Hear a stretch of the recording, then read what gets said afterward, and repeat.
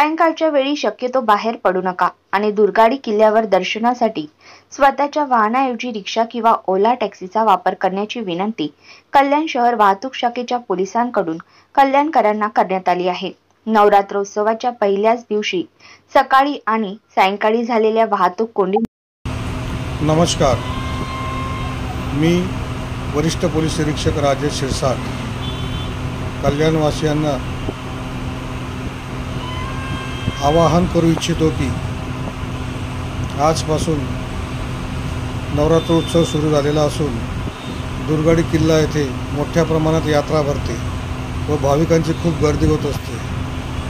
तसेच गोविंदवाडी बायपास सायंकाळी 5 वाजेनंतर तर रात्री 12 वाजेपर्यंत पूर्णतः बंद केला जातो।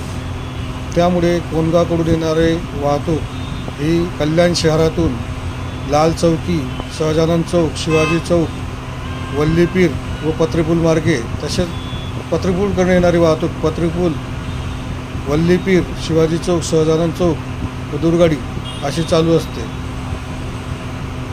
गोविंदवाडी बायपास बंद केल्यामुळे सगळ्या वाहतुकीचा लोड हा कल्याण शहरातील रस्त्यांवर येत असतो।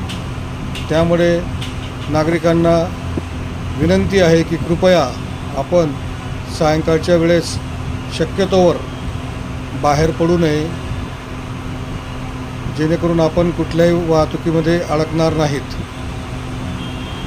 तसेच दुर्गाडी देवी येथे दर्शनासाठी येताना कृपया आपले वाहन आणू नका, ऑटो रिक्षा अथवा ओला टॅक्सीने यावे ही नम्र विनंती। धन्यवाद।